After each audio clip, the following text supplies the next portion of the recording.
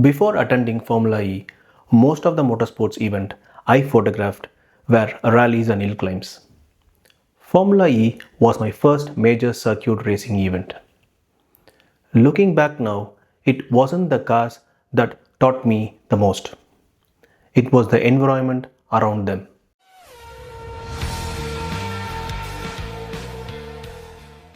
One of the first things that stood out was how concentrated everything felt.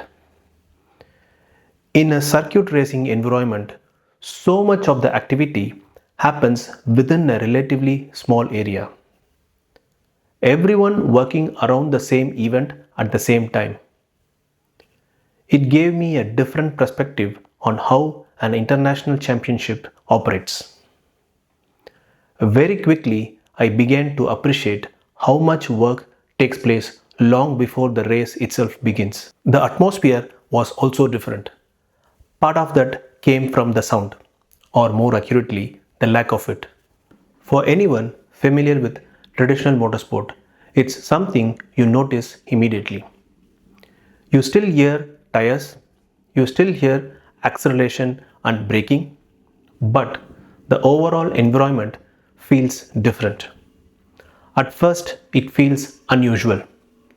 Then, after a while, you stop thinking about it and simply focus on the racing. What interested me most, however, was the level of professionalism throughout the event. It's easy to focus on the drivers and the cars. What caught my attention was everything required to make those cars competitive, like engineers analyzing data, teams discussing performance, people constantly evaluating and improving. The thing impressed me most was seeing how much effort goes into finding small advantages. Nothing seemed accidental. Every discussion, every adjustment, and every decision appeared to be focused on extracting a little more performance from the car. It reinforced something that applies across all forms of motorsport. Performance rarely comes from one major breakthrough. More often, it comes from many small improvements added together. Another aspect I came to understand was how structured these events are. At the time, I assumed that media accreditation would provide access to most areas. What I gradually understood was that access is linked to responsibility. Different people are there for different reasons.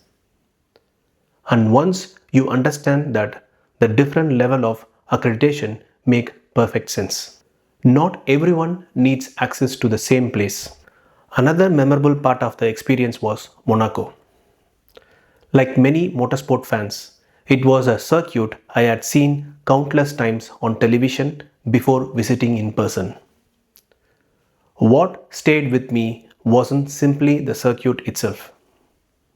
It was finally seeing a place that existed in my mind for years through televisions and photographs. Some locations almost become larger than life.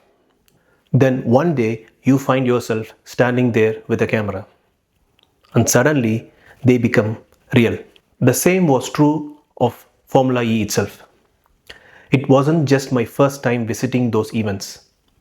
It was also my first time photographing Formula cars and working inside a major international circuit racing championship.